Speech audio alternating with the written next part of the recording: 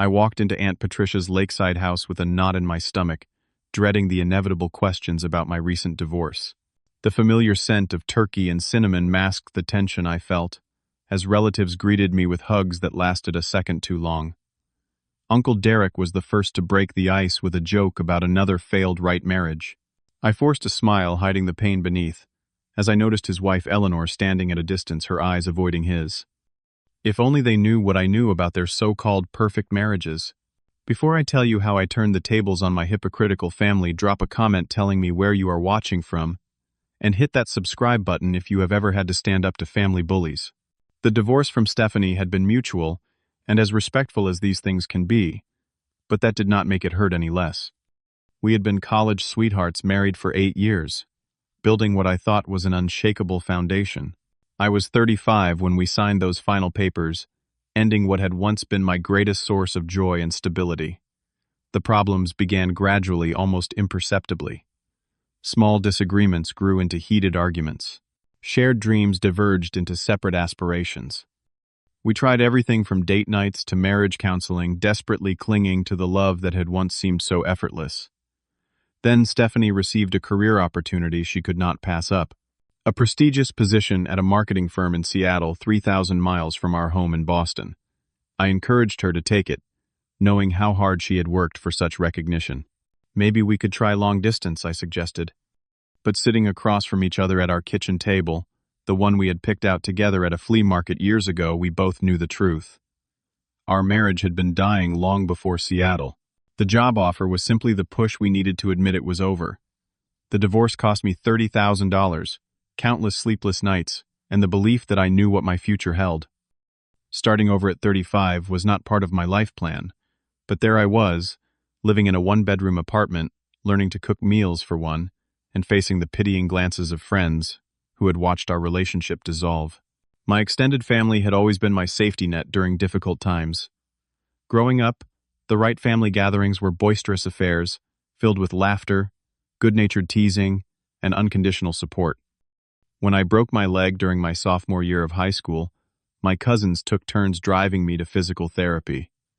When I lost my first job after college, Uncle Derek helped me network until I found a better position.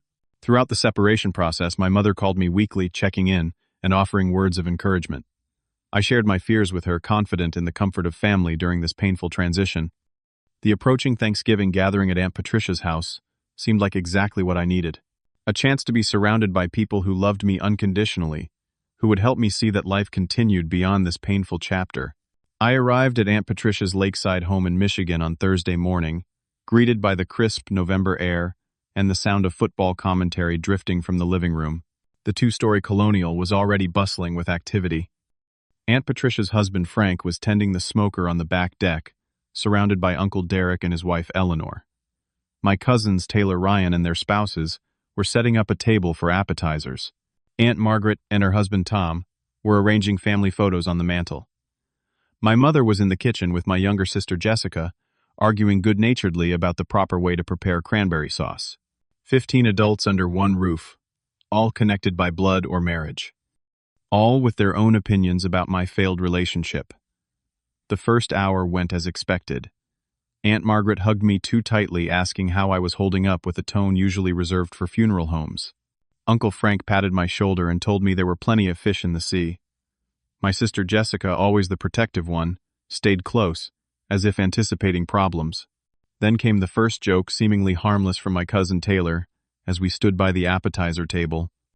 "So, Hunter, I guess you will need to update your Facebook status now, huh? Back to the dating pool at your age. Good luck with that," she said, laughing and elbowing her husband Scott. I forced a smile. "Yeah, guess so. But hey, I have heard dating apps are all the rage now." I tried to keep things light, though the comments stung more than I wanted to admit.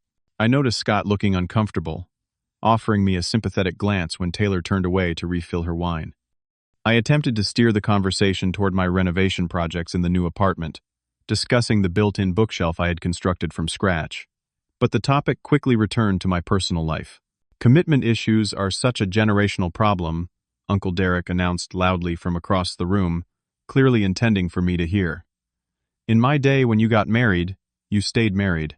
Aunt Patricia nodded in agreement, before adding that Stephanie was always ambitious. I am not surprised she traded up for bigger opportunities. The backhanded compliment landed like a slap. Traded up. As if our separation was as simple as exchanging an old phone for a newer model. I busied myself with arranging crackers on my small plate, trying to ignore the uncomfortable silence that followed. But Cousin Ryan broke it with what he clearly thought was comic relief. Hey everyone, we should start a family betting pool for Hunter's next divorce. I am giving it 5 years max. He raised his beer bottle in my direction, inviting others to join in the so-called joke. Several times I attempted to change the subject. I asked about Ryan's new position at his accounting firm. I complimented Aunt Margaret on her recent kitchen remodel. I even tried discussing the football game that half the family was supposedly watching. Each attempt was thwarted by another divorce-related comment or question. The final blow came when Aunt Margaret pulled out her phone, gathering everyone around to show them Stephanie's Instagram post with her new boyfriend captioned, "New chapter begins." The photo showed them hiking in the Olympic National Park looking blissfully happy. Stephanie's smile was radiant in a way I had not seen in our final years together. She certainly moved on fast. Aunt Margaret commented, giving me a side-eye glance. I excused myself to help in the kitchen, hoping for some reprieve. Instead, I overheard my own mother speaking to Aunt Patricia by the refrigerator. "I know it is hard to see Hunter struggle like this," my mother said softly, "but he has always been sensitive. This divorce has been hard on everyone." "Well, he is the first right to get divorced in 3 generations, Aunt Patricia replied. "It is a bit of an embarrassment." My mother gave a weak defense, saying something about modern relationships being different, but then laughed along when Aunt Patricia made another comment about me needing to toughen up. The betrayal cut deeper than any of the previous comments. Dinner was a carefully choreographed nightmare. I found myself seated between Uncle Derek and Cousin Ryan, directly across from Aunt Margaret, the perfect position to be the target of their continued commentary. Uncle Derek stood to offer a toast before the meal champagne flute held high. To family, he began eyes sweeping around the table before landing pointedly on me, and to marriages that last. Several people raised their glasses enthusiastically, while others shifted uncomfortably in their seats. I tried to divert attention by mentioning the new hardwood floors I had installed in my apartment, a project that had given me purpose during the lonely evenings after the separation. I began fixing up the new place has been really therapeutic. I learned how to install flooring from YouTube videos, and the result turned out great. Before anyone could respond, Aunt Margaret interrupted. "That reminds me of my friend Barbara's son. He got divorced last year and threw himself into renovating his condo. 3 years later, and he is still single, poor thing. Never really recovered." The conversation continued in this vein, with each attempt I made to change the subject somehow circling back to my failed marriage. I noticed Scott Taylor's husband trying to redirect the conversation once or twice, asking me about my job and other neutral topics, but he was quickly shut down by the more dominant personalities at the table. As the meal progressed, I found myself watching the interactions between couples more closely.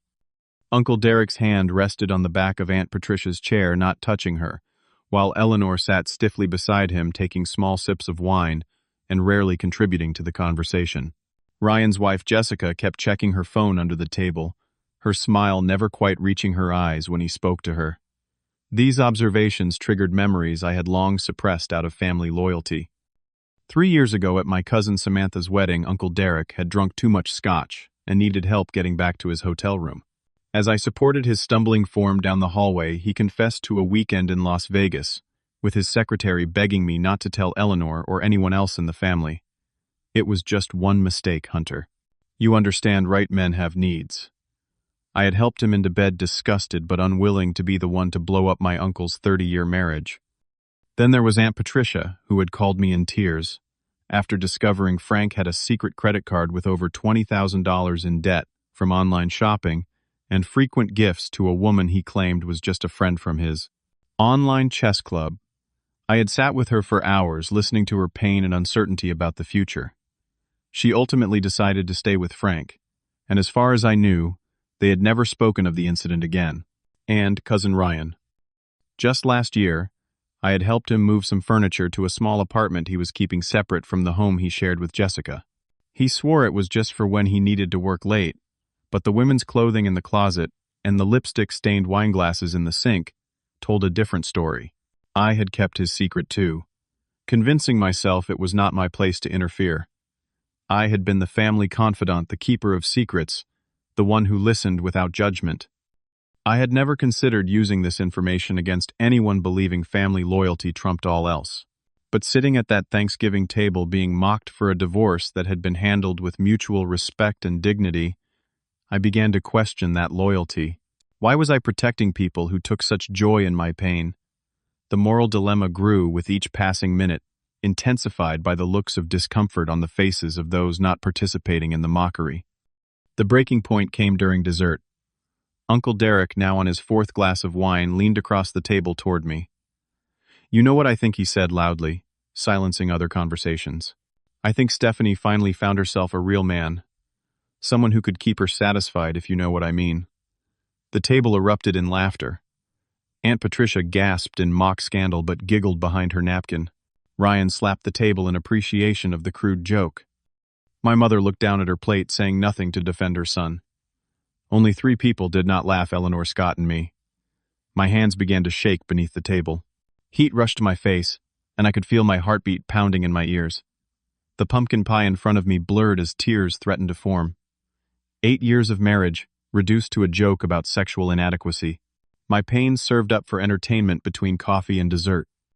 Scott caught my eye across the table, offering a small nod of solidarity. It was the only genuine moment of support I had received all day. "Excuse me," I managed to say, pushing back from the table. "I need some air." I escaped to the back porch, the November chill, a welcome relief from the stifling atmosphere inside. Through the partially open kitchen window, I could hear the conversation continuing without me. "Always knew that marriage would not last," Uncle Derek pronounced with authority. "She was too ambitious for him from the start. Stephanie was too good for him anyway." Aunt Patricia agreed. "Remember how she organized that charity auction last year? So competent. Hunter always seemed to be coasting through life. He told me they had not been intimate for months before the separation Ryan shared, revealing a private detail I had confided during a vulnerable moment. No wonder she looked elsewhere. He always was too sensitive." My mother's voice drifted through the window. "Takes everything so personally. I raised him to be stronger than this." Standing alone in the cold, I felt something shift inside me. My therapist had talked about setting healthy boundaries, about the difference between keeping the peace and enabling disrespect. For years, I had chosen peace at any cost, becoming the family emotional dumping ground, while protecting their secrets and absorbing their criticism. In that moment, on Aunt Patricia's back porch, with the sound of my family's betrayal drifting through the window, I decided peace was no longer worth the price. I returned to the dining room, with a calm I had not felt all day. The conversation faltered, as I entered, several faces turning toward me, with curious expressions. I reclaimed my seat without speaking, pouring myself a generous glass of whiskey from the decanter on the sideboard. "Whoa there! Hunter drowning your sorrows," Ryan joked nervously, perhaps sensing the change in my demeanor. I did not respond directly, instead asking Frank about his plans for the boat he kept at the lake house. The conversation cautiously moved to safer topics for several minutes, and I could see the tension in the room easing as they assumed the crisis had passed. Uncle Derek, however, could not resist one final dig. As Aunt Patricia began clearing dessert plates, he raised his wine glass in my direction. "To Hunter," he announced. "May his next marriage have a better shot than this one. Though statistics say second divorces happen even faster than firsts." The table grew quiet, waiting for my reaction. I placed my whiskey glass down on the table with deliberate care, meeting Uncle Derek's gaze directly. "Funny you should mention failed marriages, Uncle Derek." Something in my tone caused his smirk to falter. Eleanor looked up sharply, her attention fully engaged for the first time that evening. "What do you mean?" Derek asked, his voice losing some of its bluster. "I mean that for a family so concerned about the sanctity of marriage, there seem to be quite a few secrets behind those wedding rings." The room went completely still. I took another sip of whiskey, feeling the pleasant burn down my throat, gathering my thoughts before continuing. 3 years ago at Samantha's wedding, I helped you back to your hotel room, remember? You were too drunk to use your key card. You told me all about your weekend in Las Vegas, with Cynthia from accounting, how she was 28 and made you feel young again. Uncle Derek's face drained of color. Eleanor's knuckles whitened around her fork. You are making that up. Derek sputtered, but his eyes told a different story. Am I room 302 at the Hilton? You wore your gray suit with the red tie. You begged me not to tell Eleanor, said it was a one-time mistake. I drove you to the airport the next day and you were so hungover you threw up in my car. I still have the receipt from the cleaning service. Eleanor placed her napkin on the table with trembling hands. Is this true, Derek? Before he could answer, I turned to Aunt Patricia, who was frozen in place, half standing with a stack of dessert plates in her hands. And Aunt Patricia, remember when you called me crying about Uncle Frank's secret credit card? $23,000 in debt from buying gifts for Sharon, his special friend from the online chess club? You made me swear never to tell anyone in the family because you were embarrassed. I sat with you for 6 hours that night while you decided whether to leave him. Frank's mouth opened and closed without sound. Aunt Patricia dropped back into her chair, the plates forgotten. Hunter, stop this right now, my mother warned from the end of the table. Why should I? Mom, you have sat here all day while they tore apart my marriage, shared my private pain as dinner entertainment. Did you defend me once? No. You laughed along with them. I turned to Ryan next, who was already shaking his head in denial before I even spoke. And Ryan, what about the apartment on Maple Street? The one you said you needed for working late. I helped you move in that queen-sized bed, remember? Funny choice for an office. And those were not Jessica's clothes in the closet, were they? Not unless she started wearing size 2 dresses and leaving red lipstick on wine glasses. Jessica's head snapped toward her husband, her expression a mixture of shock and dawning comprehension. That is not. I never. Ryan stammered, looking desperately around the table for support. I was not finished. And Aunt Margaret, should we talk about how Uncle Tom nearly lost your house due to his gambling problem? How you had to take a second mortgage without telling anyone in the family? You called me in tears at 2 a.m. because you found $50,000 in casino debts hidden in his golf bag. The table had become a tableau of shocked faces and rigid postures. Uncle Derek's face had turned from pale to fiery red. Aunt Patricia was quietly crying. Ryan stared at the tablecloth, unable to meet his wife's accusing glare. My mother stood abruptly. Hunter, that is enough. How dare you air family business this way? I turned to her, feeling oddly calm, despite the chaos unfolding around me. Family business? You mean like how you have all been airing my business all day? Making jokes about the most painful experience of my life? This is different, she protested weakly. Is it? Or is it only different because now you are all uncomfortable instead of me? I kept these secrets for years, out of loyalty and respect.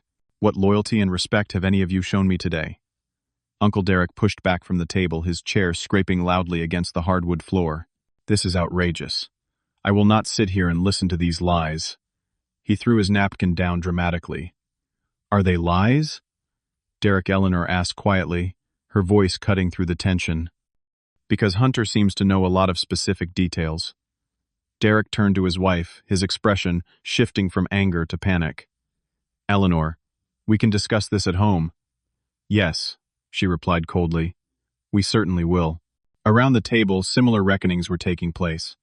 Frank had reached for Patricia's hand, but she pulled away. Jessica had stood up and was gathering her purse, ignoring Ryan's pleading whispers. Aunt Margaret and Uncle Tom sat in stony silence, avoiding each other's eyes. I stood slowly, looking around at the family that had felt entitled to judge me while hiding their own failures. You know what they say about people in glass houses? I said quietly. I came here today hoping for support during one of the hardest times in my life. Instead, I got mockery and judgment from people who have no right to throw stones. I refuse to be your punching bag any longer. Scott stood too, surprising everyone by moving to stand beside me. Hunter's right. The way you have all been talking to him today has been cruel. I am going to walk him out. The dining room remained silent as I turned to leave, Scott following close behind. In the foyer, he gripped my shoulder firmly. That took guts, he said simply. They had it coming.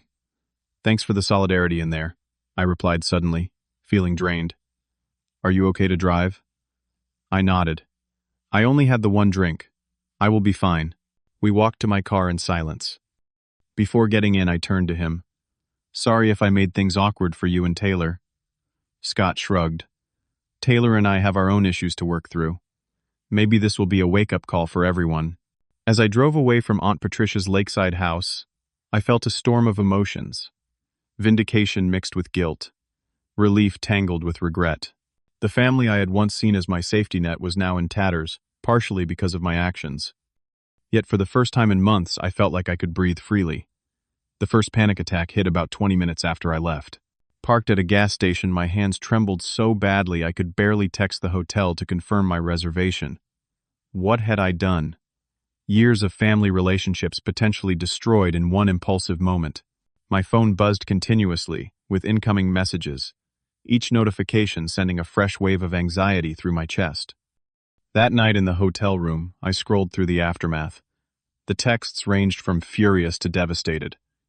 Uncle Derek, you have made a huge mistake. This conversation is not over. Aunt Patricia. How could you humiliate us this way? My mother, call me immediately, Hunter. I am so disappointed in you.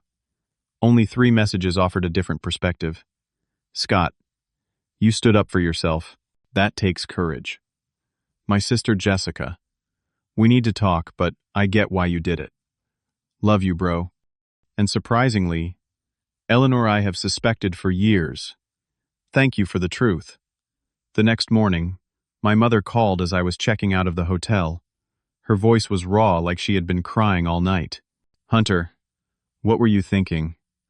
The family is in chaos. I was thinking that I deserved better than being everyone's favorite target, I replied, feeling my resolve strengthen again. I kept their secrets for years. Mom, years. And yesterday they used my pain for entertainment. Family gatherings are always a little rough around the edges, she said, falling back on her usual peacekeeping role. Nobody meant any real harm. Did not they? Uncle Derek said Stephanie left me for a real man. Ryan shared intimate details about our marriage that I told him in confidence. You sat there and let it happen. The silence on the line stretched for several seconds. I should have stopped it, she finally admitted. I am sorry, Hunter. It was the first genuine apology I had received, but it came too late to undo the damage of the previous day. I told her I needed space and would be turning off my phone for the week. The holidays were over for me. Back in my apartment, I felt both liberated and haunted. The walls I had recently painted a warm sage green now seemed to hold my voice, echoing back all the family secrets I had exposed. I busied myself with work projects, took long walks through the Boston Common, and avoided social media entirely. A week passed before I felt ready to face the fallout. When I turned my phone back on, there were 68 unread messages, 12 missed calls, and a handful of emails from family members. I steeled myself and began to sort through the wreckage. What I found surprised me. While some messages contained the anger and accusation I had expected, others revealed unexpected currents of support. Scott had texted every other day, first checking if I was okay, then sharing that he and Taylor were having serious conversations about their relationship for the first time in years. Your honesty forced us to be honest too, he wrote. My cousins James and Caitlin, who had not been at the Thanksgiving dinner, both reached out to thank me for standing up to the family dynamic they had always hated, but never had the courage to challenge. That Thanksgiving table has been toxic for years, James wrote. Someone finally said what needed to be said. My mother's messages evolved from anger to reflection to a genuine apology. I failed you as a mother that day, her final message read. I was more concerned with keeping the peace than protecting my son. I hope you can forgive me.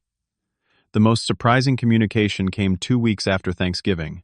A letter from Aunt Patricia, handwritten on her personal stationery. Dear Hunter, it began. What happened at Thanksgiving was painful for everyone, but perhaps necessary. Frank and I have started marriage counseling. The secret credit card was symptom of deeper problems we had been ignoring for years. I owe you an apology for my comments about your divorce, which were cruel and uncalled for. The truth is, I envied the courage you and Stephanie showed in admitting when something was not working and taking steps to address it with dignity. Frank and I are trying to find that same courage now. Not everyone was so receptive to the truth. Uncle Derek Ryan and Aunt Margaret had all effectively cut me off, blocking my number and removing me from family group chats. Their spouses, however, had all reached out separately. Eleanor had filed for separation. Jessica was staying with her sister while deciding what to do about Ryan's infidelity. Uncle Tom had agreed to attend Gamblers Anonymous. The truth had acted as both weapon and medicine, cutting through decades of pretense, but also lancing festering wounds that had poisoned the family system for generations. My own healing journey took unexpected turns in the months that followed. I found a new therapist who specialized in family systems and boundary setting, meeting with her weekly to process both my divorce and the family confrontation. I discovered woodworking as an emotional outlet, converting half my living room into a small workshop where I built custom bookshelves and coffee tables. The focus required for precision cuts and careful joinery gave my mind respite from rumination. New friendships formed at a local community center, where I volunteered teaching basic carpentry skills to teenagers. These relationships, built on shared interests rather than obligation, showed me what genuine connection felt like. I reconnected with my childhood friend Marcus, who had moved back to Boston after 10 years in Chicago. His outside perspective helped me see the family dynamic more clearly. "Sounds like they made you the family emotional garbage can," he observed over beers one night. "Everyone dumped their secrets on you but expected you to keep carrying their baggage without complaint." 6 months after the Thanksgiving confrontation, my sister Jessica hosted a much smaller family gathering at her new apartment. My mother was there along with Aunt Patricia and Uncle Frank Scott Eleanor, and a few cousins who had not been involved in the original conflict. The atmosphere was different immediately. Conversations felt authentic rather than performative. When Aunt Patricia asked about my dating life, it came from genuine interest, rather than an opportunity to judge. Uncle Derek was notably absent, having refused any invitation that included me. His absence felt like a relief rather than a loss. Eleanor, now living separately and pursuing a degree in art history, seemed years younger without his looming presence. After dinner, Aunt Patricia pulled me aside to the small balcony overlooking the Charles River.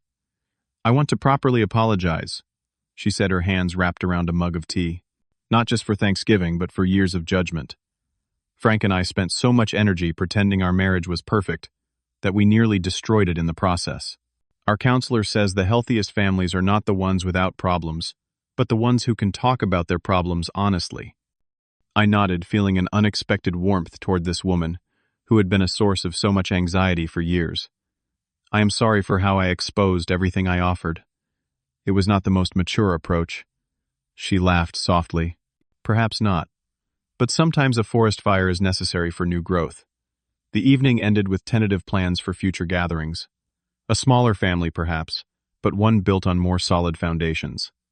In the year following my divorce and family confrontation, I began dating again. Not through apps or setups, but through a cooking class I joined to expand my repertoire beyond microwave dinners. Her name was Allison, a pediatric nurse with a quick wit and kind eyes. On our third date, when she asked about my family, I told her the entire story, holding nothing back. Instead of being scared away by the drama, she appreciated the honesty. "Everyone has family complications," she said. "The red flag is pretending they do not exist." Standing in my truth had cost me some relationships, but had deepened others.